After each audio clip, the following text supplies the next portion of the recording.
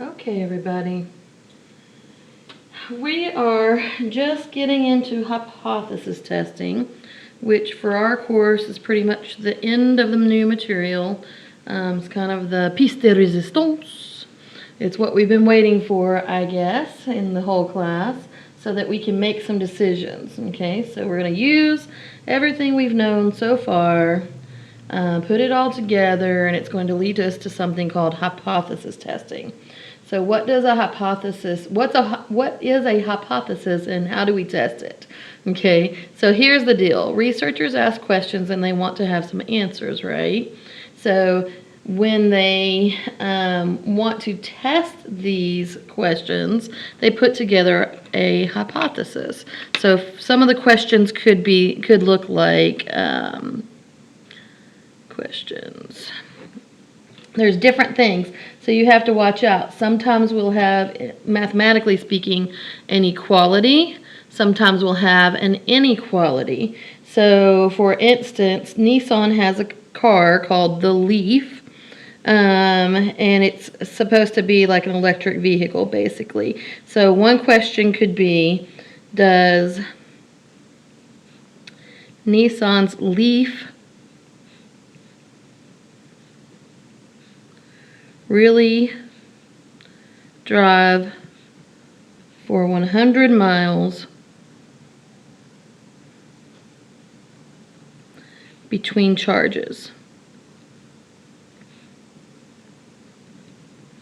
on the battery, right? Because it's an electric car. Okay. So Nissan, for instance, might have a claim that says, oh, you can drive for 100 miles before you have to charge our batteries. Okay. Well, then a researcher might look at that and say, is that really true? Can we drive for 100 miles in this Leaf car and not have to charge the battery? Okay. How about if somebody says, does music, or I'm sorry, yeah, our children's, sorry, wrong question, our children's intellectual capacities, oops, sorry,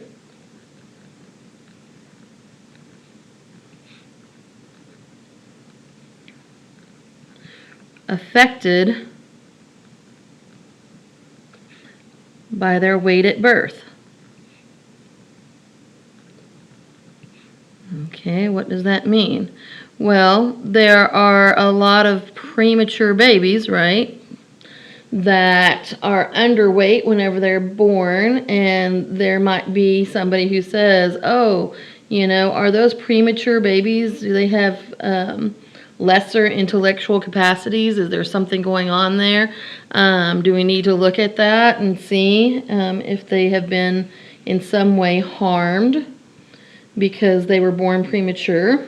Okay, so that's one. How about number 3? If I want to know how many adults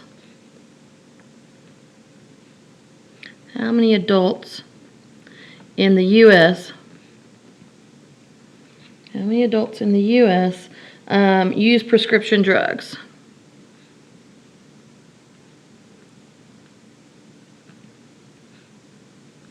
Okay. And then the last one that I'm going to put here, but there's lots and lots of others.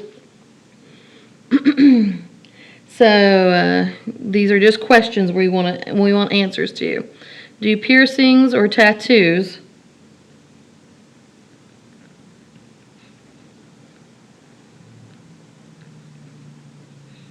make someone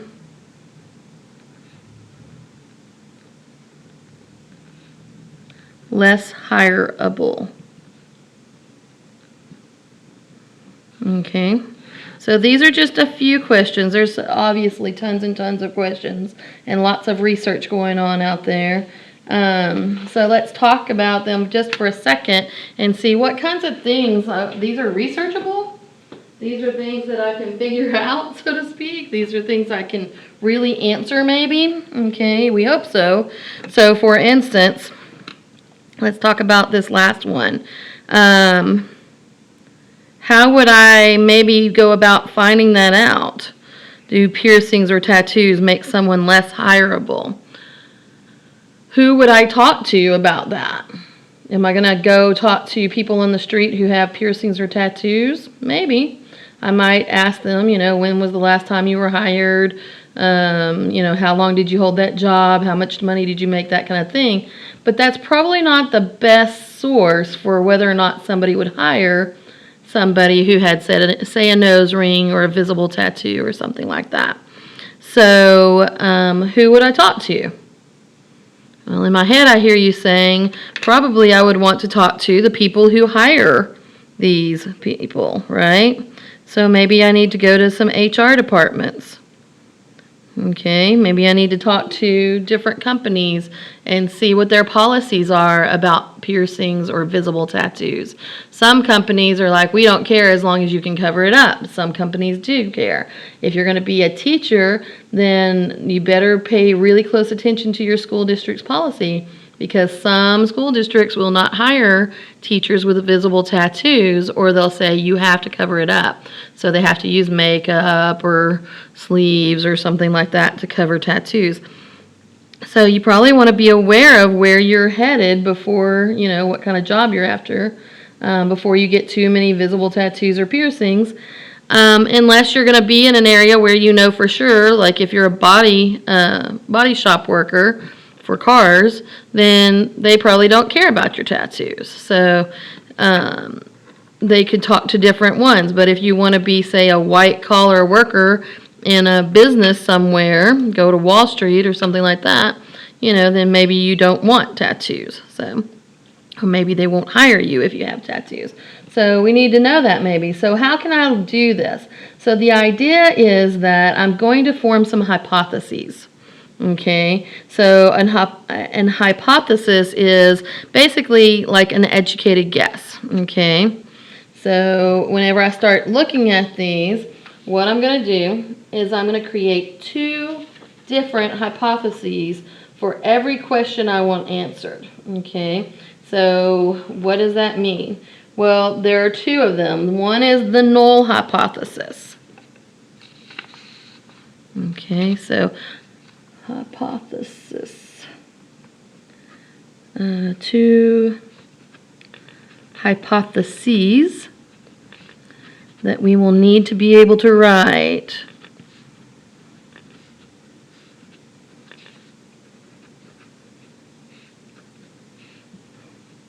So when it's a single hypothesis, it has an IS, but when we're talking about multiple hypotheses, it has an ES at the end. Okay, so 2 that I'm going to need to be able to write. One is called the null hypothesis.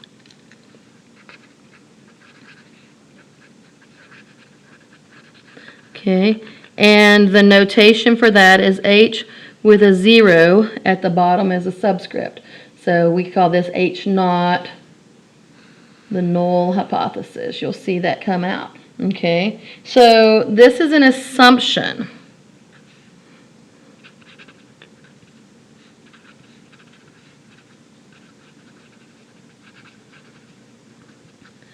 That we will use to begin with.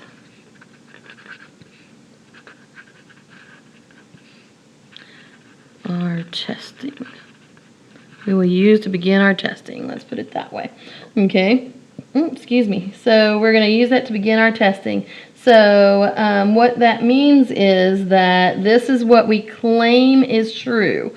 Okay. So we would say my H naught is my claimed value. Okay. So for instance, let me come back here. For does the Nissan's Leaf really drive for 100 miles between charges on the battery? Let's go ahead and write one of those out.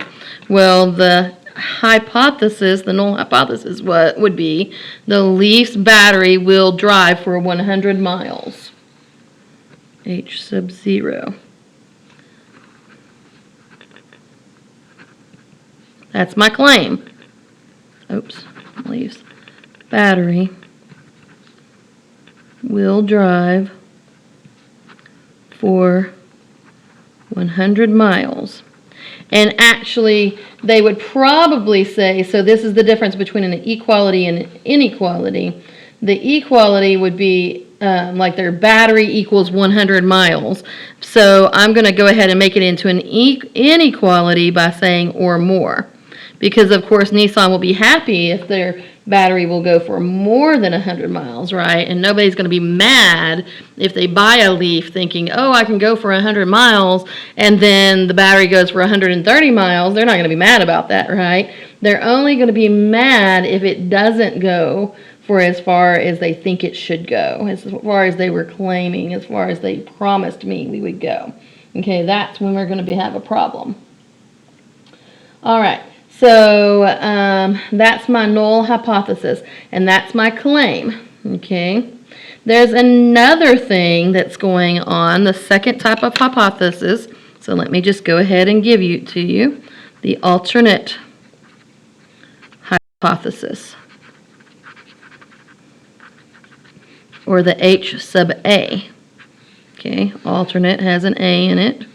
The little subscript here is an A. Now, let's think about this, and I'm just going to tell you straight up, hypothesis testing, writing the hypothesis, the null and the alternate, sometimes is what really gets people and really bugs them. So we're going to spend some time writing some hypotheses today.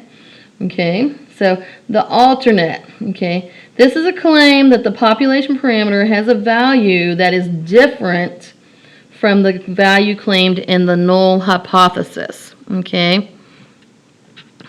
This is a claim that when we do our testing,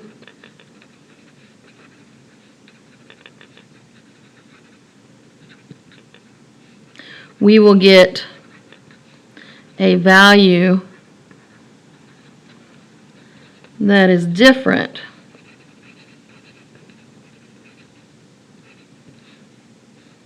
and that's the key here. It's different from what was claimed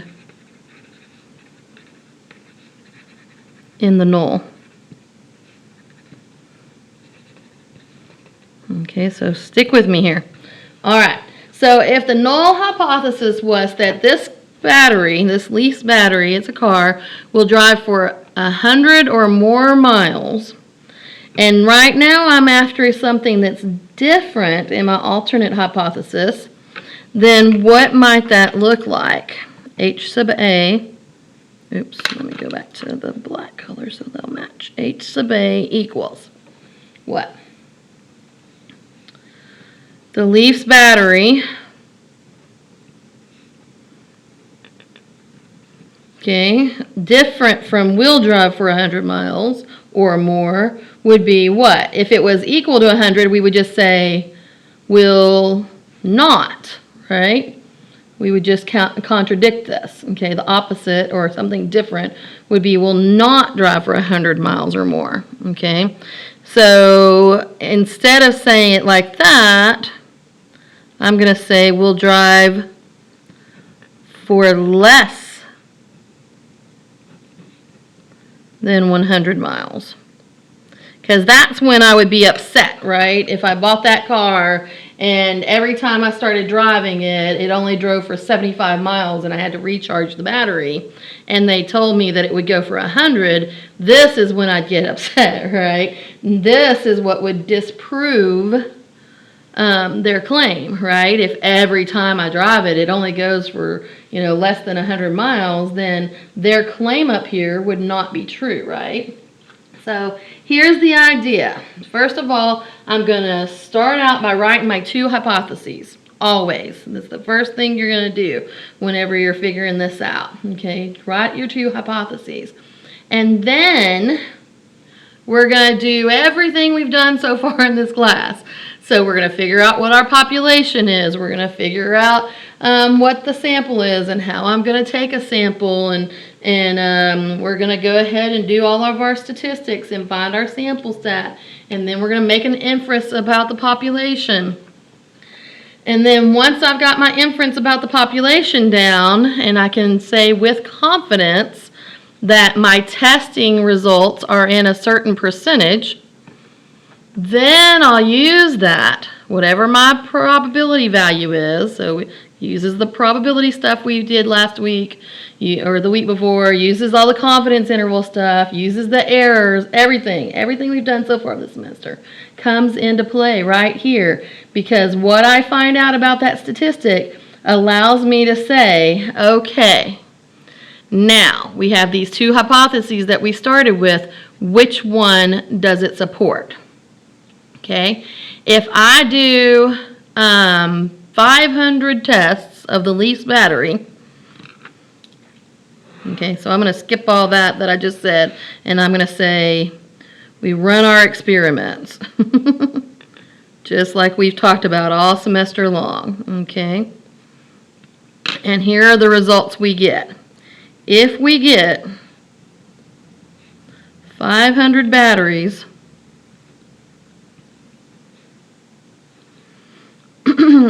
let's go one way and then we'll go the other way, okay? 500 batteries that are less than 100 miles between charges. Okay. Then what? If we do this test 500 times, or however many times it is, it doesn't matter. If we have 500 batteries and we test all of them 100 times, that would be what? 50,000 tests, whatever it is. If we do this over and over and over again, and we keep on getting that stinking battery does not go for over 100 miles, okay, then what do we think about that? That supports this guy right here, right? Does it support the original, the null? No, because we can't get any of the batteries to go for 100 or more miles. Okay, and there might be portions of it, right? Remember that we're looking at percentages, we're looking at probabilities. So I'm just trying to simplify for purposes of understanding what a hypothesis is and how we test it, okay? So if we get so many of them that keep on just driving less than 100 miles and then they conk out on me, then what happens is we have evidence that supports our alternate hypothesis, which means it doesn't support our null hypothesis. Does that make sense? Because these are different, right? They're supposed to be basically the opposite statement. One is it will drive for 100 or more. One is that it will not drive for 100 and more or more. Okay? So then this supports the alternate hypothesis.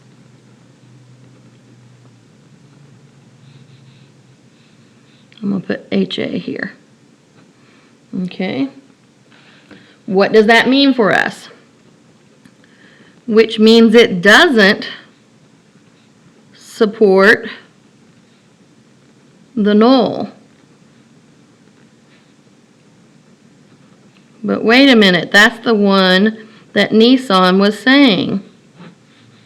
Okay, right? So we can't get enough data to support their claim that it'll go 100 or more miles. All of our data shows that it won't go 100 or more miles. Okay, so what that means is that we are going to reject, and that's the biggie, reject their null hypothesis.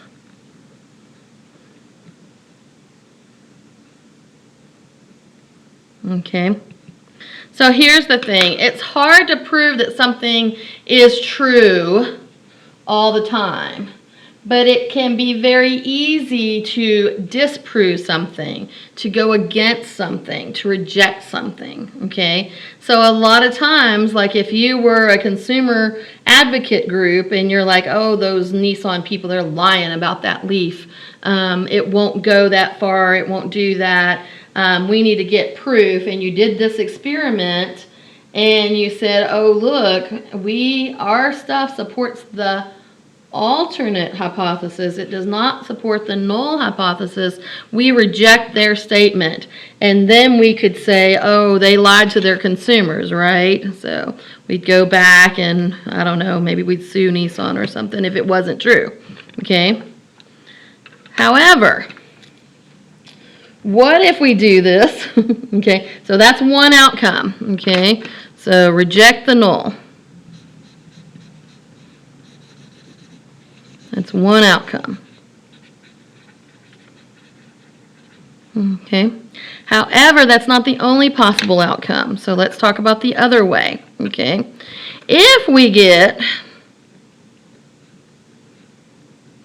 500 batteries and we run the experiment on them 100 times each, and we see that overall, whatever percentage, if it's 95% that we're after or 99%, depends on what level of confidence interval we're after, right?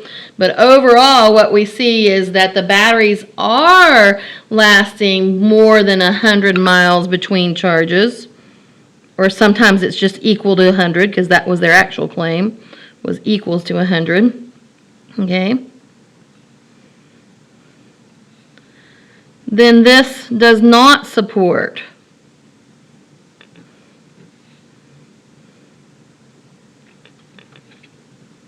the alternate hypothesis.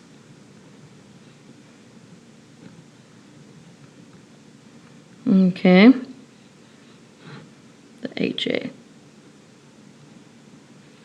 Okay, it does not support the alternate hypothesis.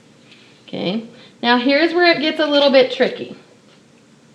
What people will often say is, oh, that means that it does support the null hypothesis. And unfortunately, we can't always jump to that conclusion.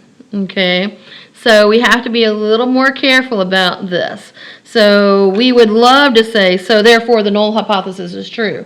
But we can't say that because there could be other stuff involved. And think back, we have all those confounding variables and all kinds of other stuff. So we can for sure reject the null hypothesis if we come out and we know that we had enough stuff to support the null hypothesis.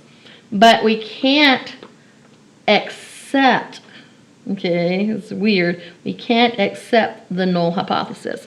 What we say is we don't have enough evidence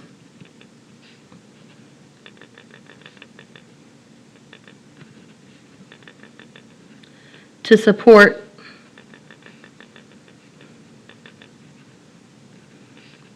the alternate hypothesis. Therefore, we fail to reject. And that's important. The null hypothesis.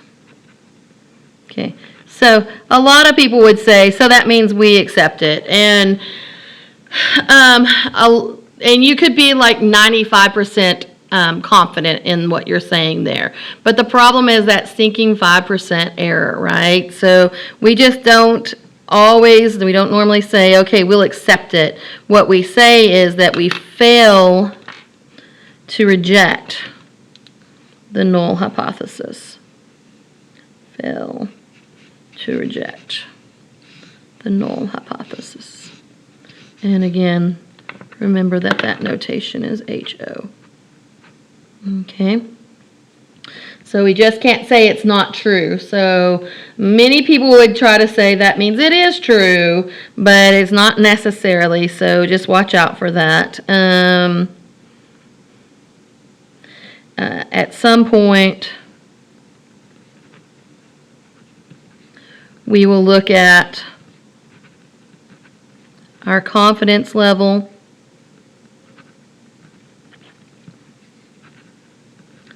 and say something like the probability level or the p value, the probability value is around 95%, right? So we are like 95% confident that we are not going to be able to reject the null hypothesis. We just can't say it's 100% though. So you have to really be careful how you word that. So this is another outcome. This is one outcome. So those are the two things that we get here. We get to reject the null hypothesis completely and say, oh, they lied to us, because we have enough to say, oh, for sure, percentage-wise, that's not true. Or we can say, well, we think that they're telling us the truth. We just can't reject the null hypothesis. So hopefully it's supporting it. And I know that that can be a little bit confusing. So I would say really just don't stress out too much. Just remember the big thing is that the null hypothesis is the claim, right? The claimed value. Null hypothesis is the claimed value. And we're trying to either reject it or fail to reject it. Okay, that's what you should remember about this. The alternate hypothesis is the one that's different. Okay, so that's kind of the idea behind the hypothesis testing. And then once that's done, let's go back to my questions here. You know, depending on what it's done, we can turn around and say, oh, Leaf, you lied to us, or okay, it's not true. Okay, what about this one? Are children's intellectual capacities affected by their weight at birth? Well, how would I even go about doing that? Okay, first of all, let's talk about the null hypothesis and the alternate hypothesis. Okay, so the null hypothesis would say what? What do we think? Maybe their intellectual capacity, like it kind of depends on if they've been deprived of blood to the brain or oxygen to the brain or this or that, right? So maybe. So probably this is a nurse or some kind of doctor, some kind of medical trial, something like that, and they're trying to look at how this would affect, how birth weight affects babies, right? Okay, so the null hypothesis would probably be something like children born at such and such weight, let's say less than 6 pounds or something like that, will have a diminished IQ at, let's say, age 10, okay, or whatever. So they could write it however they want to. So how does this look? Well, first of all, I go out and I find a bunch of children who were born at, let's say, less than 6 pounds. Okay, 6 pounds is kind of normal, 8 pounds, 10 pounds. But if you were born at 4 or 5 pounds, you're probably underweight, right? So just depending, but that's probably a good number. If you're a nursing major, you can correct me if I'm wrong. I don't claim to know the proper weight for babies. I just know what babies I know have been weighed. Okay, so anyway, so you look at that, you say children born at less than 6 pounds will have a diminished IQ at age 10. That's their guess. So how would I go about doing this? Well, first of all, I'll go to a bunch of hospitals or find some state records where I can find out how many kids were born as preemies or less than 6 pounds or whatever your criteria is there. Okay, and then this is really as I've stated it here, this is a pretty longitudinal study, right? Because this is at age 10, so I'm going to have to wait around or maybe backdate my data so that I can find kids who are already 10, okay? And then I'm going to have to find their IQ tests or go administer IQ tests or whatever, right? Okay. Now, how am I going to know? I'm either going to have some state or federal guideline that tells me kids at age 10 should have such and such of an IQ, or I'm going to have a treatment in a control group so that I can compare the two, right? Okay. I have to have something to compare to see if their IQ is indeed less than what it, quote, should be at age 10. Okay, so I'm going to design that study. We're going to go out and we'll find some samples. I'm going to run my tests. I'm going to run my statistics. I'll get my sample stats. I'll make my inferences.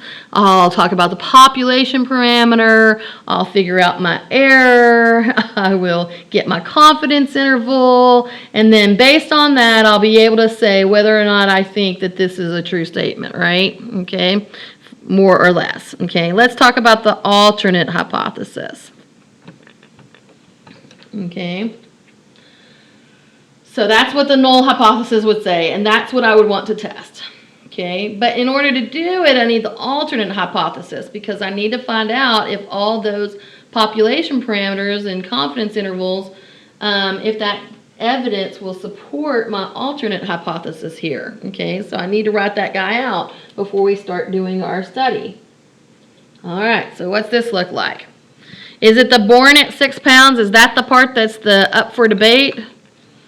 No, that's not the issue, right? That's like what they would think is the independent variable, okay? The dependent variable, or the variable they're trying to test here, is the diminished IQ, right? And we would set in stone an age. It doesn't have to be 10. It could be 5, it could be 8, whatever the researchers were going for, okay? So the alternate needs to say something different than what this says. So basically, it will be children born at less than 6 pounds. Pounds will not, this is the opposite, this is different, right? Have a diminished IQ.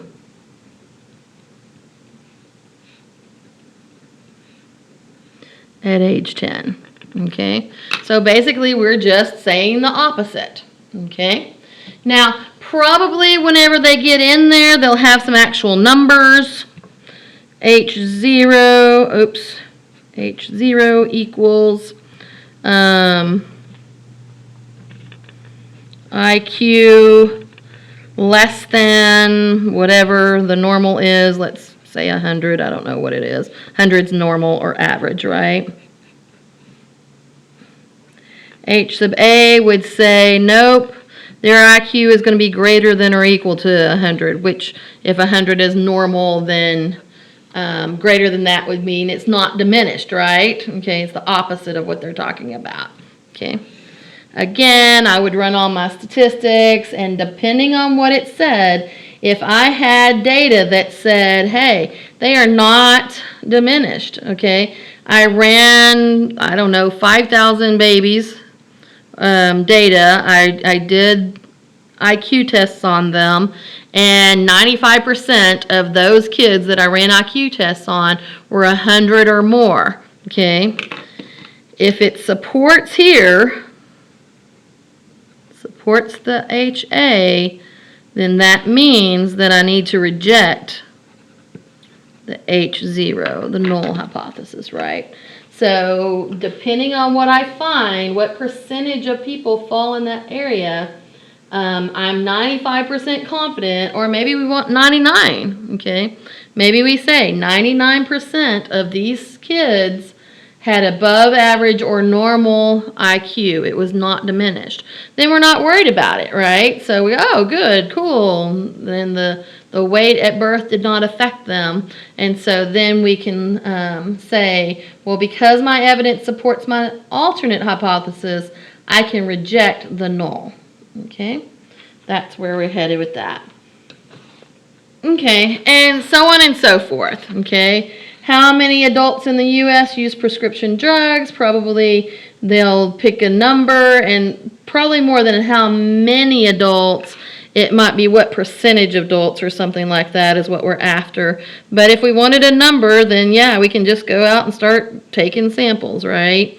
In this one about piercings or tattoos, maybe I say, oh, more than if my null hypothesis is that people in human resources will not hire people who have visible tattoos, then what I would say for my null is that 51%, which would be a majority, right? 51% of HR will not hire people with tattoos showing, then as I get my data, if it ends up that, 80% of the people that I interviewed at Human Resources said, this is really important and we're not hiring anybody with visible tattoos or piercings, then that would not support my alternate, and then I could not reject my null. Okay? So all of these things we can write nulls and alternates over and over, and you just have to really think about, okay, what does that mean for accepting or not accepting, or it's actually not even that. I'm sorry, let me say it's rejecting or not rejecting, right? So then, okay, what would I have to say for that? All right, here we go. I want you to take a time, just a minute or two. We're going to try to write some hypotheses. I find that a lot of times just writing the null and the alternate is part of the hardest part for students. So we're going to do something like that. Okay, back to my original study for the semester. Okay, what's the favorite color on the TAMU-C campus? That's my question. What is the favorite color?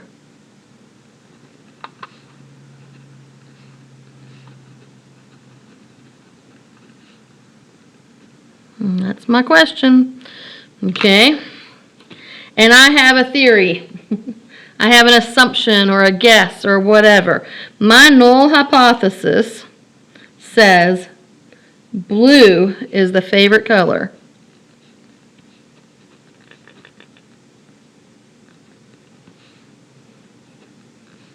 On campus. Okay, now for me, that seems like that's probably going to be true because why? Our colors are blue and gold, right? So blue is a really great color. Okay, so that's and blue happens to be Dr. Webster's favorite color. So I think, hey, that's what's going to happen there. Okay, so I'm going to assume that that's true. What would be the alternate to that? How would that be different? How can you say that in a different way?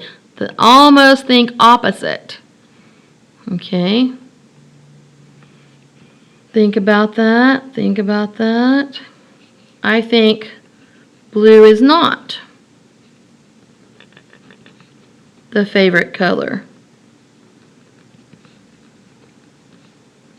on campus. Okay, now that part's not so bad, but now I have to represent that. Okay.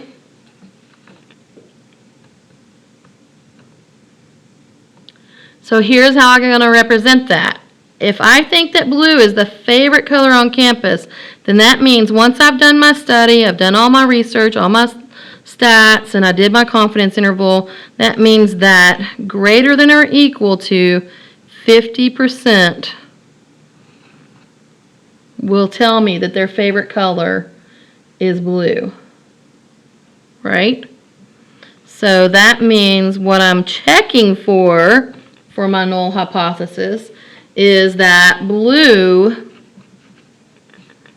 gets greater than or equal to 50% of the votes. Does that make sense? That's what I'm checking for, okay? And if you're saying, Dr. Webster, you're full of hooey, then your alternate would be what? How would you say blue is not the favorite color on campus? Or how would you word that more mathy, more percentage-wise, probability-wise? It would be what? Blue gets... Well, if it's not greater than or equal to 50%, it's going to be what? Less than 50% of the votes. Does that make sense? Sometimes this is really tough, putting it into something that I can check, right? Because now I'm going to go around and I'm going to say, actually, it shouldn't even be, if it's favorite, it should be greater than, right? I'm sorry. because favorite would be more than 50%, unless we had lots of different colors in the mix, but I'm going to say greater than 50%. Okay, that's a clear majority, right? Okay, most people on campus have blue as their favorite color. Okay, so let's see. How do I test that? That's where we would go after that. Okay, if you're okay with saying, okay, we get 50% or more than 50% votes for blue, then I can't reject the null. If I get less than or equal to 50% for blue, then I can reject the null. Okay, so I go through, I do all the numbers, and only 42% of people chose blue. Okay, so what if we get 42% blue? That's the question. Okay, if we get 42% blue, then you're going to look at it and you're going to say, oh, we get 42% blue. That falls into here, less than 50%. Okay, that means that it supports the alternate hypothesis, which would mean what? You can reject the null hypothesis. Okay, once you do that, once you reject the null hypothesis, then you're going to go, oh man, sorry, Dr. Webster, blue isn't getting the support on campus that you thought it would. So it didn't get the 51% or more. We're going to have to reject it. Sorry, you're done. Okay, that's kind of the idea of what's going on around here. Let's see. You would say, I'm sorry, but your claim is wrong, Dr. Webster. Your claim is false. You're out of here. Okay. Okay, there's a study out there, and it says it's from Ohio. And somebody in the hospital district, I guess, in Ohio, did some research, and they said the average stay in a hospital is greater than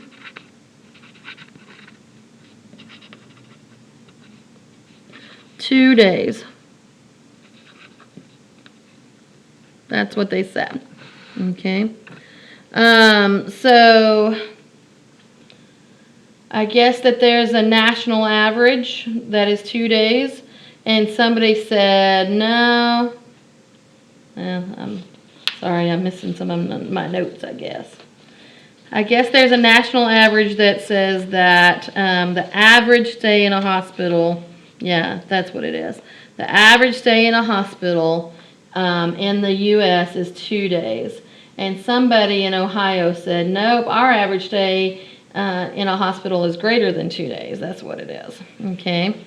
So they would say, hey, in this case, the null hypothesis in this case would be the national average, right? So nationally, average stay, that is honking out on me. Average stay equals 2 days. Okay, now it's interesting too, because Ohio's trying to say here that it's greater than 2 days. The national average was actually equal to 2 days. Could we have another state that came along and said, oh no, our average is less than 2 days? And the answer is yes, because this is just equal, so that you have to think there are other sides of the coin, right?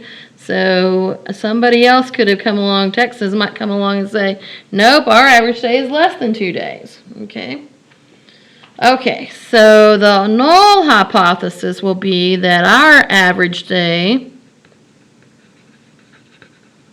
is what? They're trying to say greater than 2 days. Okay, so what they're trying to do is they're trying to disprove the national average, right, for them. And they're just saying, look, our stays aren't the same as at the national level, okay? How are we going to do this? How can we test it? Test. Okay, well, I would say that the state of Ohio needs to go around to all of its hospitals in Ohio and collect a bunch of records and see how many people checked in to the hospital, how many were admitted, and then figure out what's their average day of stays, average number of days of stays, and then we're going to compare it, right? Okay, so what if, collect data, do stats, so on and so forth. Okay, findings. What if Ohio has a mean number of days stayed in the hospital of 2.5. What's mean? That's the average, right? Mean number of days stayed in the hospital of 2.5 days.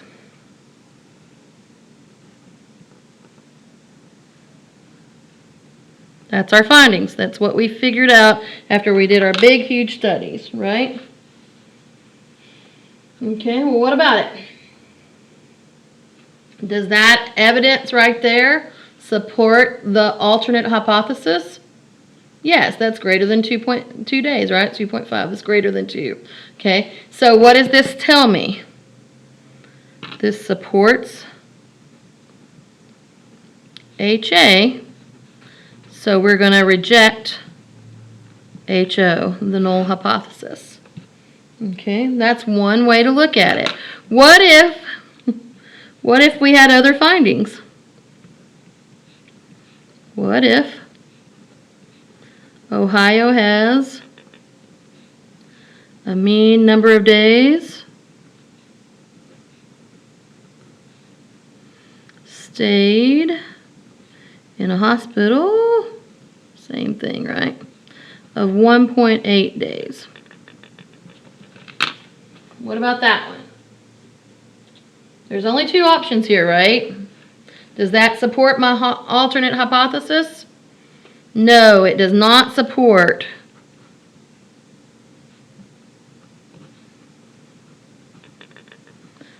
my alternate hypothesis. Okay. Well, if it does not support the alternate hypothesis, what does that mean for the null hypothesis? We cannot reject the null hypothesis. It doesn't mean it's not true. It just means I don't have enough evidence to dump that null hypothesis, right? So that's called failed. We failed to reject it. Okay?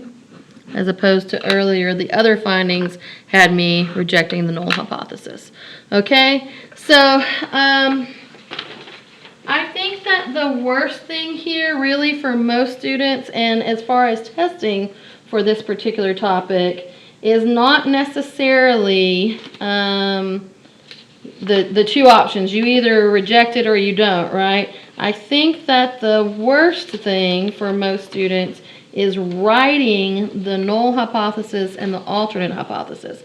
So you're going to get a chance to work on some of those. I'm going to give you a problem here that you can work on your own and think about and see what you think the null hypothesis should be, or what the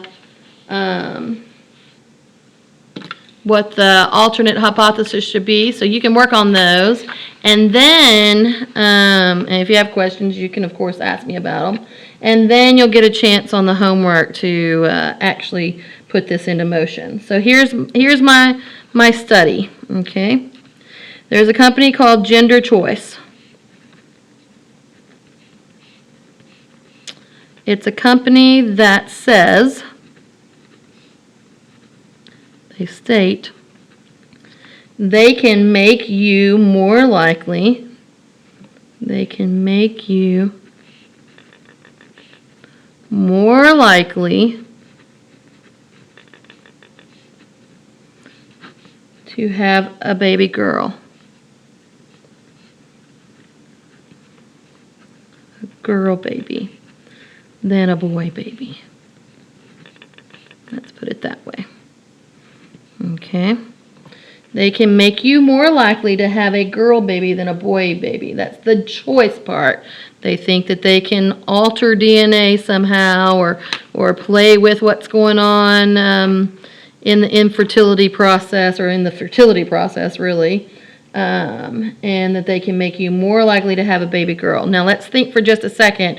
We know that the probability of having a girl with all things else staying the same is what?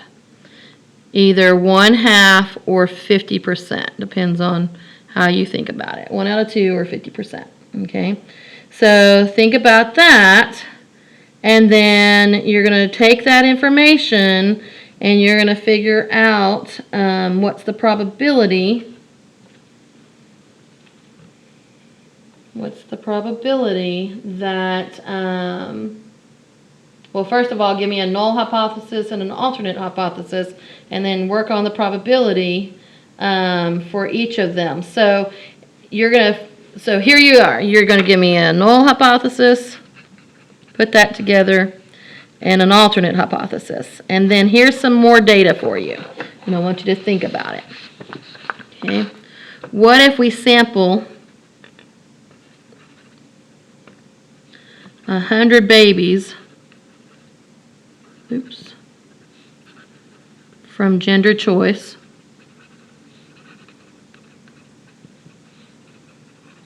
and 60 of them are girls. 60 girls born out of 100. Now, remember that that's not a very big sample, right? So maybe think about that. What would their probability of getting a girl at that point be? 6 out of 10 or 60%? Okay, so think about that.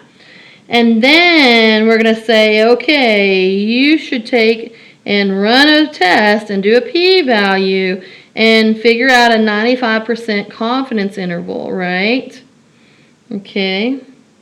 So if the probability, if we want 95%, if I need a p-value of 0.05 or less, what if their probability ends up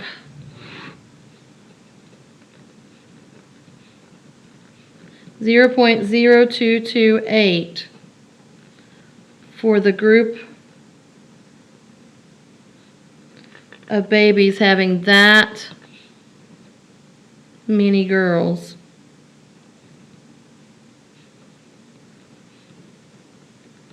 Okay, I'm just going to throw that in there. Okay, so if my p-value is 0.0228, remember that means that there's only, here's what that means for me, and I'm going to let you find the null hypothesis and the alternate hypothesis. I'm just following this down so you can see. That means that there's only a 2.28% of having this many girls, 60 girls, by chance. Okay, it means it didn't happen randomly, right? That's what that means. Remember our conversation when we talked about confidence intervals and stuff like that? So is that less than the 5% that we would need to be 95% confidence? Absolutely.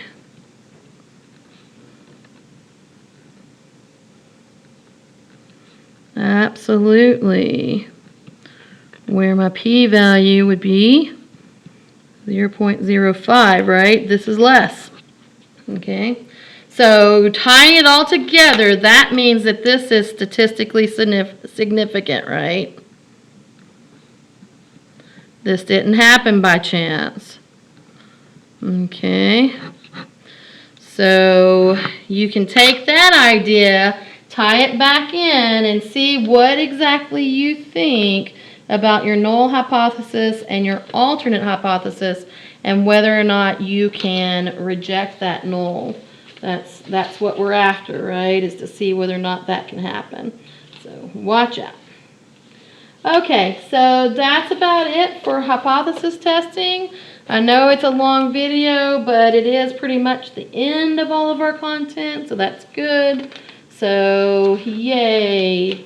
Take that together, do your what's going to be your last homework assignment, and move on. Congratulations. We'll talk later about tests and stuff like that. All right, thanks. Let me know if you have any questions.